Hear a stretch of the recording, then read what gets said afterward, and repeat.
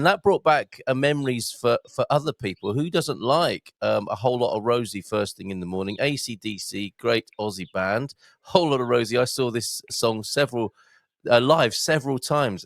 Who would be lucky enough to do that? T-Duck, Bon Scott, me too, says Thunderduck. I am so old, says Mel. I first saw AC/DC at my local little pub at our Sunday session in Oz. That's amazing, isn't it? And one other memory of AC/DC, I saw them at the Cow Palace, which is a great name for a music venue. And we shall be talking about music venues this morning, of course.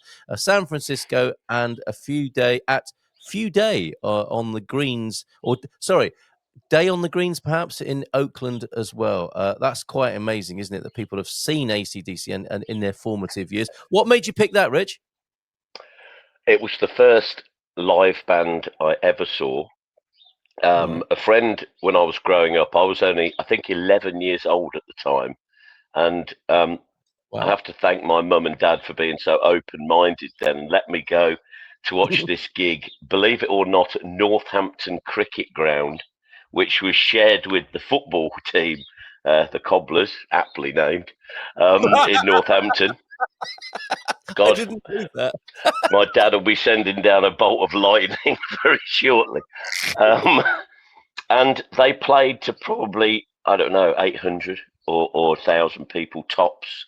And I went with my mate and I just saw this band and this guy sitting on the lead singer's shoulders and playing music like I'd never heard it played. And I just instantly fell in love with them. And that's why I've picked that particular song, because that's actually, it's just one that always then sticks in my mind moving forward, going through school and stuff, that it had a big impact, and a big impact for the band. That was a big song for the band. So I didn't want to pick Highway to Hell or Touch Too Much, where they really came on the scene, from that particular album. But this one is just a great track, and written about a woman who they lived opposite, and Bon Scott supposedly used to frequent and go and see her from time to time, a big Australian lady called Rosie. So we'll leave the rest to the imagination. Yes, we like a true story. Okay. So there apparently T-Duck solved the mystery here, and I will send the version that I played to you so you've got access to that. There are US and Australian albums of AC/DC that had different versions of the song, so that might be it there. I found the Aussie version of Dirty Deeds back in the day, and I was blown away. I will request Ride On tomorrow. I think it's the only slow song they ever recorded as well. We might have to carry that forward to tomorrow. Got lots to talk about with Rich here. It's the same version I have on my vinyl live album. So, that's an interesting little side note there. That was interesting. I think, is it T-Duck you said, or Thunderduck came on and said about Ride On? Yes. Which is a really slow blues number with a little heavy rock bridges in the middle. And actually, my band plays that. And that's one of my, because most people, when you play it, they don't even realise it's AC/DC because it's so different to what they've done. So definitely play that track, because it's a brilliant track, and it's a little bit, sounds like a little bit like a blues number. Jesus, when I can't remember what exactly it was, Jesus Leaving Chicago or something like that. I can't remember, but it's very similar to that. Yeah, but it's a very, very cool track.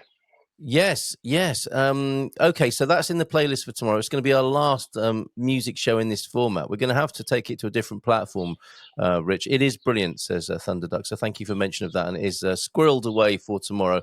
Playing music is killing our YouTube channel, so we're going to have to think of a different way of doing our new podcast. But it's very important that you and I and others here are on this mission to celebrate live music, I think, in Portugal, Richard. And that'll be, I think, a really important, as well as finding about your formative music experiences as we are this morning, to champion, or to talk about what we want to do with the podcast, which is the championing of live music, to talk about the state of it. Somewhat controversially, I was saying earlier on, part of the problem is there's a lot of background music in Portuguese venues, and I was complaining because we had some live music at our most recent karaoke session. I mean, karaoke, you could argue, is another challenge to live music, but anyway, that's a conversation for another time.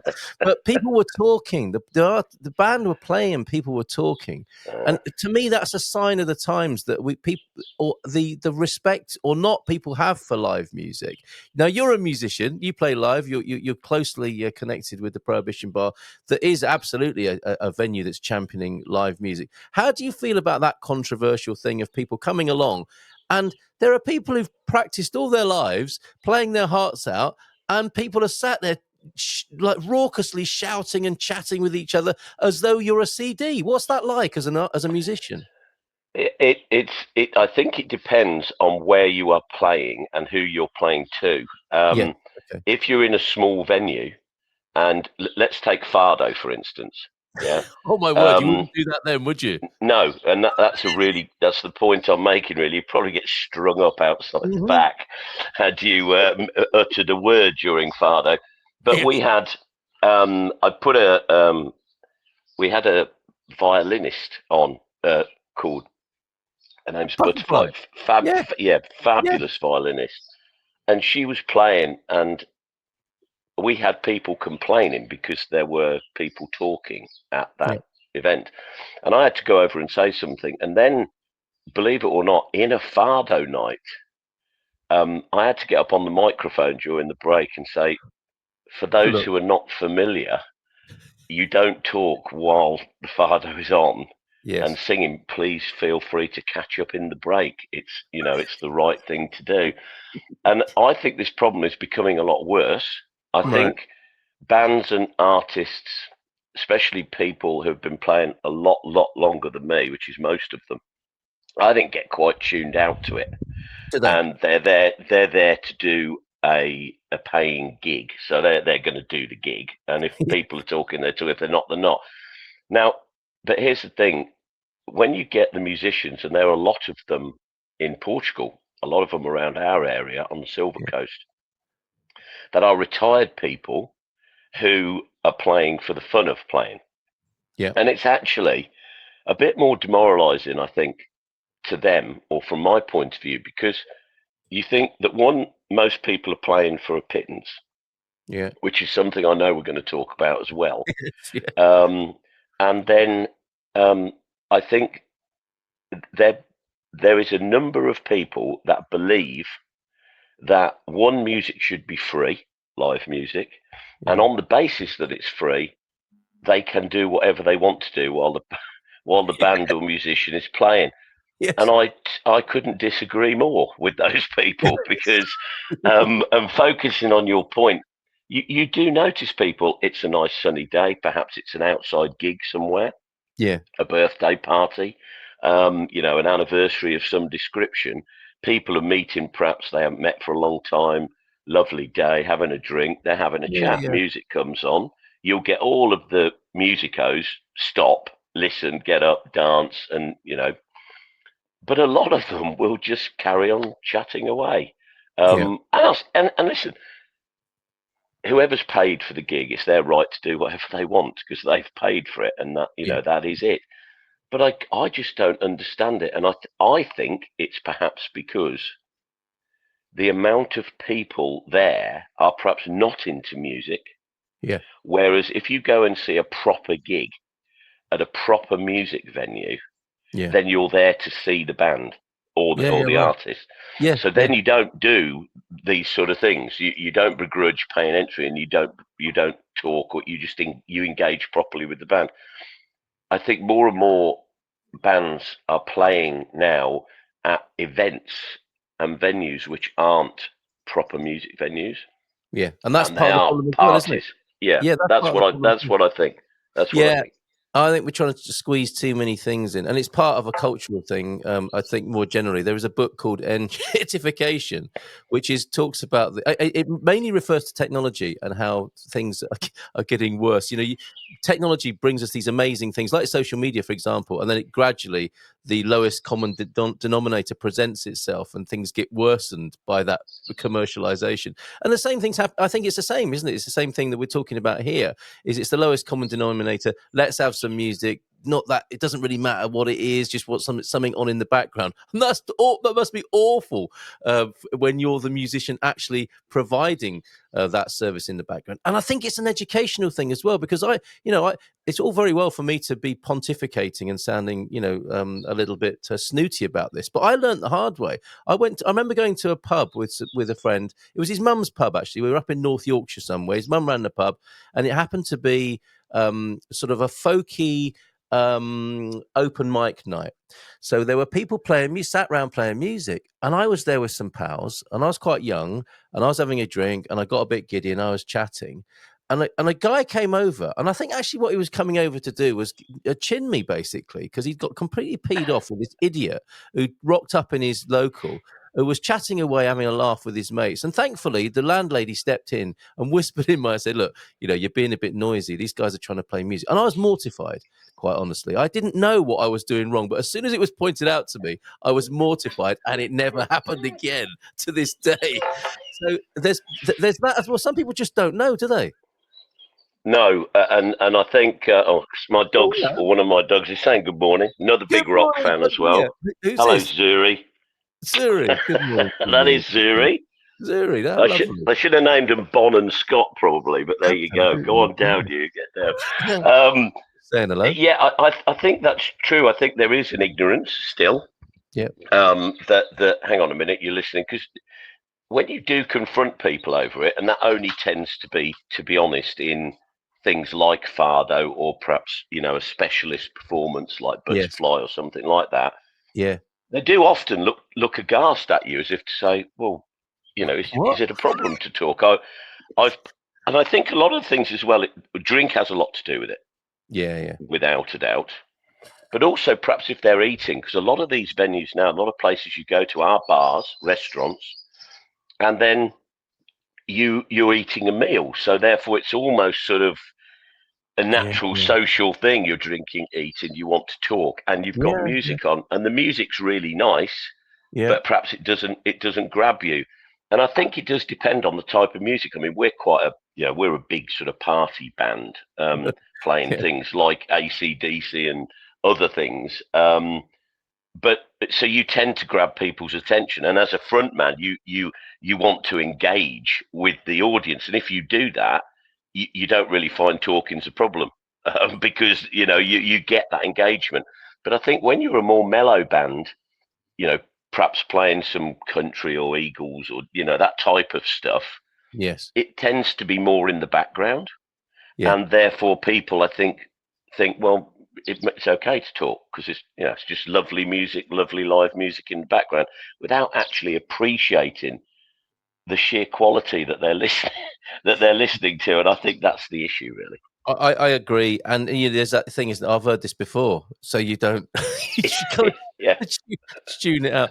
Yeah, I think it is a cultural thing. It's very interesting, and I think you're part. It's fair to say you're part of maybe dealing with that in a way, bringing more respect to the music, and that's what will happen or could happen, right? Is that is we'll have like what's happened? You mentioned drink and beer. That's happened with beer, isn't it? We went through a dark age, I think, where people would just drink anything because that's what you did in a pub, to being more discerning. And maybe that's what this is. This is a process of discernment.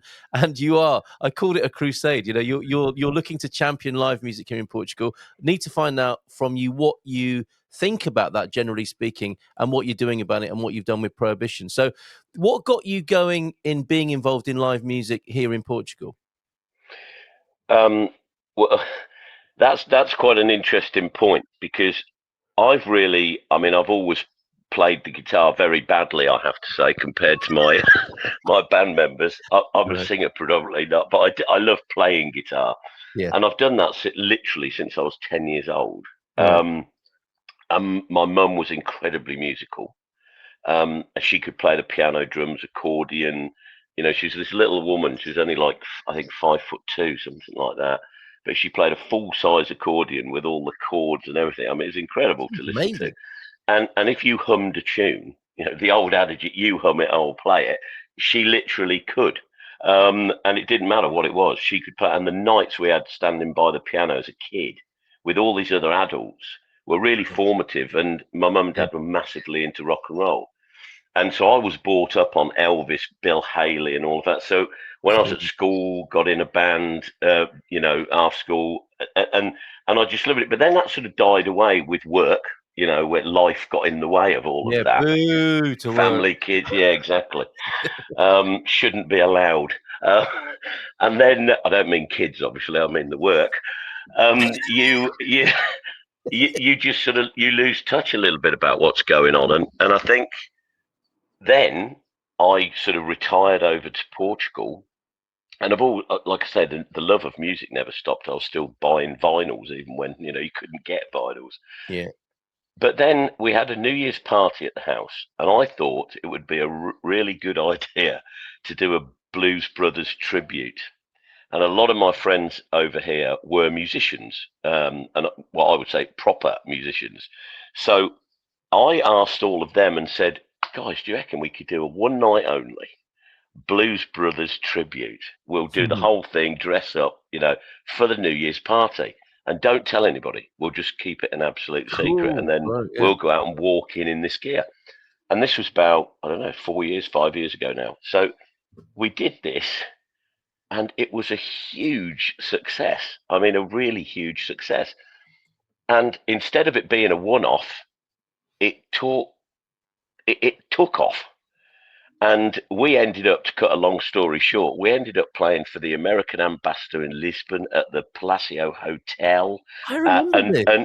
yeah, incredible. We were Yes. called the Booze Brothers, not the Blues Brothers, which is Yeah. probably more apt when you look Yeah. at the band members. Yeah. And it was seven of us, and seven of us used to go around and do these shows, and we still do, less frequently now, but we still do. Um, and that's how it all started. And Yeah. then I got into another band called the Four Horsemen, and that's where Mm. I still am, and that's my real love.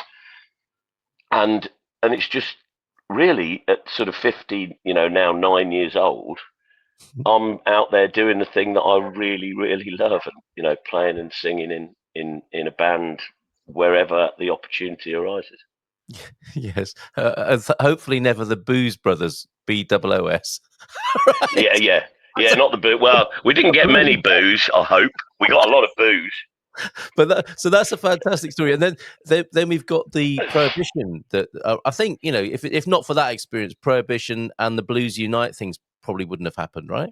No, the Communities Unite was really the next step, and I have to say that the person that was instrumental in that, and I think instrumental in getting the whole music scene in this area off the ground, Mhm. was Joe Mack. Yeah, yeah. Shout out to Joe. Shout out to Joe. Yeah, a massive shout out for Joe. I can't say that enough. We had a situation when we got here some years ago, a lot of years ago now, where there was pretty much a few Portuguese bands, Yeah, but two immigrant bands as well. And that was it. You had Solid Gold, which was Natasha and Paul Dow, of course, and yeah, Natasha yeah, is now, with Joe and playing great music with Joe. And you had Blowout, yeah. Jamie, Richard, and Nelson at the time. Nelson being, of course, probably the most famous musician in the whole area. And that was it, really. Mm. There was you could go and see a few Portuguese bands which weren't that good, to be honest. And what Joe did, he started this thing called the Juke Joint, based on the old Juke Joint of the Deep South in America, where slaves originally used to get together and play music. Mm. And it became this jam. Joe's Juke became a jam, and everyone came along. Portuguese, immigrant community, the whole thing, and it just took off. And then all of a sudden, you'd say, "Oh, we're forming a band," and so they had this band with two Portuguese and a English guy, or three Portuguese and a Swedish bass player, and it really, really started to move. And I think that was the beginning of where we are now, which is a situation where it's a much better scene, but not good enough. Um, Communities Unite came out of that, which was a Yeah, charity where we got the whole idea of that was to integrate Portuguese and immigrant societies together. yeah. And it was so successful as you know, you've Yeah. covered I was a there for a number lot of of them. Yeah. those. Yeah. Yeah. Hugely, up to when we had the Peakles, the Portuguese Beatles tribute band there, and we had over 500 people at a little association in Capeleira. Yeah. It was an amazing day, Yes. and from that, I think the Prohibition Bar, or from my point of view, was or had to be all about music. That whole venture, and the reason it was done there was actually the previous owner, Simon, who a lot of people will know at Mm. Rex Bar, Yeah. for Yeah. all of his faults, he hosted that music there, and Yeah. that's where it began. And so it was like the spiritual home Yes. of this birth of or rebirth of music in the area, and that's why when Simon sadly went out of business and left the country, then we thought, well, can we really let this place close? This is where we've all met, Portuguese and expat immigrants alike. Yeah. And so we didn't. We tried to keep it going, and that's what we're still trying to do now, And the albeit on rest my is part, on the history. lesser part. But Yeah. yeah, I mean, it is. It's an incredible story, and you've got the bar's owned by 132 people, Yeah. and all small amounts, and of those people, I think there's not many nationalities you can quickly name that wouldn't be included in it. Oh, From man. Portuguese, English, French, Spanish, blah blah. I could keep going. So Yeah. it's a great thing, and then provided, I think, a much needed venue, especially if you remember with Pit Stop closing, Yes. Absolutely. That because was a Pit blow. That was Stop a was blow. becoming, Yeah. Pit Stop was, you knew on a Sunday, Pit Stop music. Yeah. You knew it didn't. You might not know what was on, but you knew there was music on, and you went. And I Yeah. think that's a little bit now that Prohibition Bar has become part of that. That on a Sunday, Yeah. at least a Sunday, then you can go and you can experience very good quality Are you all live right for music. 5 or 10 minutes more? I'm aware we're coming up to 9 o'clock. I've Yeah, got. yeah, We'll finish with a couple of your tunes because I need to just change things technically. But so we'll do a double header, and you've got Bob Marley and the Blues Brothers, which will be a treat for everybody. And is that your baker, the butcher, or the fishmonger in the background hooting their horn? Who's that?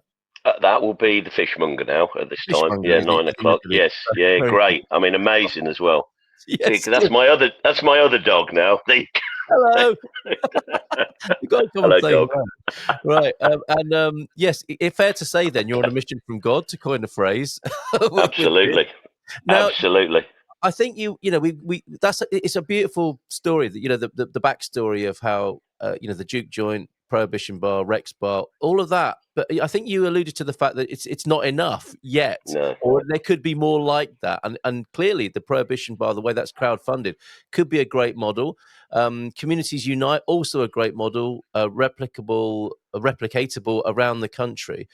Those are ways that we could have a more fruitful music scene. How do you see it? What would that be one way of doing it? What would you like to see here? if I could write, golden ticket, Yeah. what I would say to people is, I would say for those of you, when you go anywhere, whether you are expecting it or not, and there's music on, don't expect it to be free. That's Yeah. number one. Yeah. You wouldn't expect anything else to be free. When you go for a meal in a restaurant, you get your meal and you pay for it. Yes. You get your drink and you pay for it. And yet so many people expect live music to be a part of that deal. But Yeah. in reality, how can it be? Yeah. It can be if you charge a ticket price, or like on a Fardo night, it's €35 a head or whatever it is. Then you get your music. That's fair enough. But why do you expect to go to a venue and there's a four-piece band playing great music, and you don't think you should pay €1 or €2 even to get in? Yeah. But more importantly, you perhaps begrudge paying a couple of euros to get in. And I just can't get my head around. So golden ticket, that would change overnight. When there's a particular live music event on, full stop, pay to get in. Small amount, but pay to Yeah. get in. Yeah. And then secondly, appreciate what those people are doing for, quite frankly, little money. And so the second main point for me is then pay the bands properly. Because Yeah. for me, when you've got, I played a gig with a guy that supported Willie Nelson, a Yeah. guy that runs a stage at Glastonbury, Yes. and a guy that's been on the Troubadour circuit in Sweden for like 40 years, yeah, and the blues circuit in America for more than 40 years. These are properly talented and experienced and brilliant musicians, and yet they'll be doing gigs for probably €50. Yeah. And you Incredible, isn't it? think, and the reason that they're doing it, and we're all doing it for €50, or hopefully a bit more now, is because venues can't afford to pay Yes. the musicians because they're frightened to charge entry, or the Yeah. entry fee's not enough, and they're just trying to keep their bar or restaurant going and their Yeah. Yeah. venue Yeah. going. That's right. So be prepared to spend a little bit, not a lot, but a little bit of money to come in, and also just think about the musicians, what you're hearing, and think about what they might be paid, because I could pretty much guarantee it'll be way less than you think. Um, and don't Sure. get me wrong, there are gigs like the one we played for the Ambassador in Lisbon, and the Plusio. We got half decent money for that, but Yeah. they Good. are few and far between. Yeah. They I can't stress that enough. They really are few and far between. And another way of looking at it, perhaps, is think about the joy music has brought you in your life. I mean, for most Yeah, people, there are the occasional people, aren't there, who you meet who just don't like music, but no, they are by far and large the exception to the rule, aren't they? Most people have been deeply moved and affected by music in their lives. So the idea of not I guess you could see each musician as a representative of the whole music industry, and you could pay it back a little bit. And I think it's very easy to not consider how much hard work has gone into not only that gig, but their whole musical lifetime of training and playing and practicing up until that moment, right? That's yeah, hidden. I think that is, and a lot of people don't get that when they're out having a lovely time in the sun, and there's Yeah, this fair great enough. music on. That's not foremost in their mind, and I fully understand that. Why would it be? Yeah, We moved to Portugal to have a relaxed time, but all I'm sort of praying is just take a minute when you listen to that band and think, yeah, bloody yeah, hell, they're good. yeah, And yeah. then think, why are they good? They're not good because they're just good and it happened overnight. They're good because they've worked bloody hard for years and years and years, and they rehearse. And all those rehearsals, they're free. Yeah, right. This is, and I know it sounds like great fun, and it is great fun in the main, but it is hard. You Yeah, know, learning 32 tracks, 32 songs, vocally, musically, drum, whatever it may be, that takes a lot of work. it does. It's not And just money for nothing and chicks for free, is it? there you go. Get your microwave oven. That's what I install. Right, Matty's saying, what is €1 or €2 for an entry fee for people drinking 5 beers and having a meal that evening? Quite right, absolutely right. Exactly. Yeah, Exactly. Well said. Well said. T Duck, support musicians, buy around, drop a couple of euros in the tip jar. Yes. Absolutely. Super Yeah. show, says Andela. Have a great day. Ciao, Bellas. Well, it's not over in the sense that we will be continuing to showcase on our Portugal music podcast live music that's happening, because it's been our pleasure here to see and note that quite a few big bands, it seems that more big bands, world-renowned bands, international artists are including Portugal on their Iberian or European itinerary. We'll be looking at them. We're hoping to maybe get some of the bands on who are coming to Portugal. I think they'll be happy to speak to us, and we'll have to figure out how we share and play music in a way that doesn't infringe our development on YouTube and other platforms. But we'll figure that out, Rich, and also the grassroots, the local things that we're talking about. So you want to hear from people all over the country who are playing music and the fans of that music, presumably. That is exactly right. I think the aim of what we're trying to do, Carl, is to promote music and give people a platform where they can advertise their wares, let us know what's on, when it's on, what sort Mm-hmm. of band you are, and then also though that will tell everybody what is the music scene at the minute, who's coming, what are the Yeah, big bands coming to Lisbon or Porto or wherever. But where are the little venues? Let's hear about venues we don't know about. We know about the obvious ones, but I think there's a lot more that we don't know about, and you have to really fish out. So Yeah. want to hear from them. If you're a venue, let us know.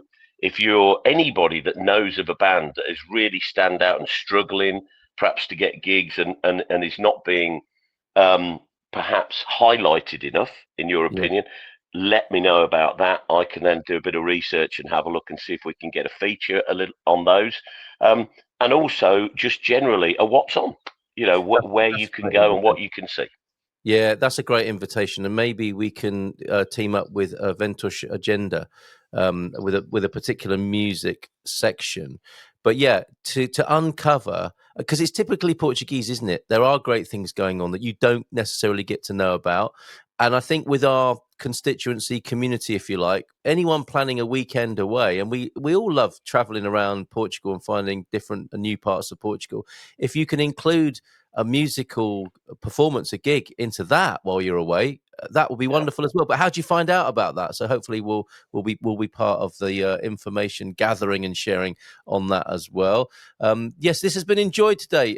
Yes, certainly. Then brilliant show today. I hope Richard will come back. Well, yes, every month in this slot we're talking about the first Thursday of the month. Richard will be here with that update. So if you are aware of any bands and you think it's a crying shame that not more people know about them, you now know what to do. The Four Horsemen is your principal band now, is it not? As well as the occasional Booze Brothers lineup. Are you on Bandcamp or similar? Can people hear your music? Do they need to come to the Prohibition to do that, Rich? No, we go. We've got a Facebook page. Yeah. We're not. We don't put things up on Spotify or anything else. But we are. Even if I say so myself, a bloody good band. Mm. We play all over the place. We'll go anywhere. And we have fun, and that's the main thing on stage. We have Yeah. fun, and we really enjoy it, and you can see that. So no, we Yeah. play everywhere. We will be at the Prohibition again on the 2nd of November, and that's quite an exciting date anyway for all music fans out there. For the first time, I think, that I know of in this area, we're going to do a battle of the bands. Very good. So it's going to be very exciting. Two Portuguese bands and our band. And definitely we'll have the Outsiders on there, Banda Outsiders, who are an incredible Portuguese band. And ourselves, and there'll be one other. We were hoping for Vintage Vinyls, but unfortunately they can't make that date. Yeah. But we'll get another one in there, and you can hear all three bands then playing in competition with one another, different genres, and then looking at their own set for about 40 minutes each. It'll be a hell of a day, and hopefully we get a big barbecue going as well on that day. Woohoo! So 2nd of November, you say? That's Yeah, a chance to yeah, see the Four Horsemen there. Okay, I'm putting that into the chat now. A month from today, exactly, actually. Prohibition Bar. yes, Other bands then, that happening in Obidos, where Expats Portugal will be, actually. That's the weekend of the 11th and 12th. We're all doing Obidos and Caldas de Rainha if you want to meet up here on the Silver Coast. Excellent. That's a great start. We will play these two second and third tunes of your selections, your kind of desert island discs in a way, Richard. Anything else yeah. you want to say though before we do that? No, I think the main thing for me is get behind the music, because honestly, you could lose live music very easily. There's a Yeah, number of venues which have closed already in this summer, because this summer hasn't yeah, been great for a lot of people.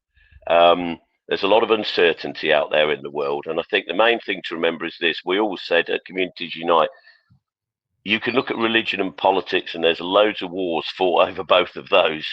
yeah. But can't really remember a war started over music, unless you include my mother when I was playing AC/DC too loud in the bedroom. That was That, that was a more one-sided battle, yes, really. that famous battle, which was over pretty quickly, I think, was It was very quickly, yeah. I swift, turned it down immediately. swift victory for Yeah, Mum. I think. funny how they bought me a set of headphones, which was very, very interesting. You see, there you go. Old headphones, yeah, but they didn't quite work out that you couldn't at the time run the guitar through the headphones at the same time, so it was even worse. But no wars have been fought over. Music is a great together machine. Hasn't it That's just? what it is. It brings people together, and if you don't support live music, um, You're and I not know really. there are some people that really just don't like music, and that's fine. But most people do. And Yes. like you said, there will be certain songs that have had a prolific impact in their lives at some point.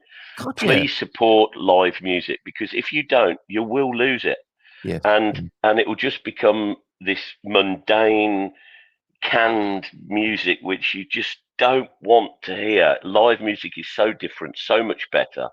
And that's because there are slight quirks, mistakes that happen, and the interaction with the people is so important. You don't get that if you're just playing music from Spotify or wherever through some background speakers. So please Absolutely support right. it, because if we don't, we're going to lose it. And that's my message, if anything, today.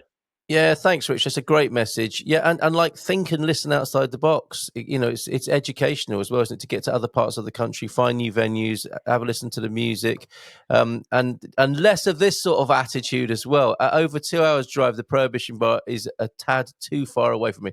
Matty, you're a young man with your whole life ahead of you, and you're sounding like an old geezer. Pack it in, mate. Have a nice weekend in Obidosh. Come and Live. stay at my house tonight. I'll put you up for the Yeah, night. You there you can have a go. day and then go home the next day. You can't get any better than that. That's an incredible offer, all for the purpose. You are on a mission from God. Live music is unpredictable and real. Yes, great Yeah. stuff. The four horsemen of the apocalypse having some final fun before it all ends. That's one way of looking at it. Our motorcycle concentration, we also have multiple live gigs. That's a chat for another time, isn't it? Because a lot of Portuguese bands do get paid by the local authority and not Yeah. the people directly. That, in a way, works against people paying for live music on an individual basis, doesn't it? So we'll have a chat about that on another time, I think. Look, all right, Matty, tell you what we'll do. The Four Horsemen will come and play a gig at your place. God, what do we have to do, Rich, to have Yeah, I will do that too. No problem. Yeah, just tell us when. We're there. All right, superb. Great to speak to you, mate. Why Bob Marley and the Wailers and the Blues Brothers to finish today? Okay, so the Blues Brothers, we've obviously already touched on. That's one of my favourite films ever. Yeah. But also because of that New Year's Eve when we got that band together, it means a lot to me. And this particular track, I think I picked "She Caught the Katie." I think You did. is a great Taj Mahal original number, but their arrangement of it was just great fun. Yes. And I love it to bits. And Bob Marley I met my wife, we're both working at different areas on cruise ships at the time.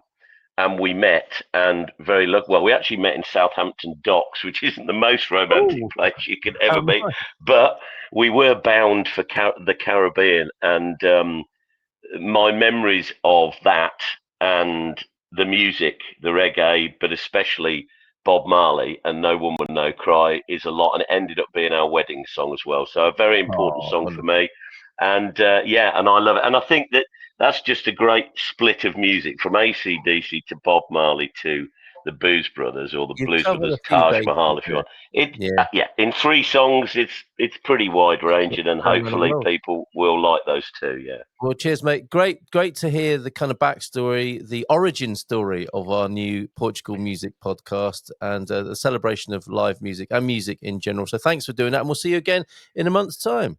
Yeah, look forward to it. We'll have a lot of information by then, so let's share and let us know. And I'm quite happy, Carl, as well, to put my details out there. If people want to drop me a text by WhatsApp, please, if possible, Yeah. about anything they know that's going on, any great venues, tell me, and I'll collate it for next month. Fantastic. And maybe what I'll do is I'll play these tunes back to back, or take you off the screen so that if you listen on your phone, you can still go and get some fresh fish, possibly from the lady who's still driving. Bit late now. Bit late All now. right, That's mate. gone. Sorry about that. If we've come between you and your bacalhau this morning, I am so sorry, but hopefully it's worth it. All right, mate. All the best. Take care. Ciao. Cheers. See Thanks, you, man. mate. Cheers. That's superb. That's the launching there of the new Portugal music podcast with Richard Allen there, who you can see with the Four Horsemen, the other three horsemen, on the 2nd of November at the Prohibition there. And is that the same as the Battle of the Bands? I'm not sure if that's the same. It is. It's the same thing. So, yeah, go see that. You're going to get a lot of value on the 2nd of November then at the Prohibition. Cool show. Thank you, Richard.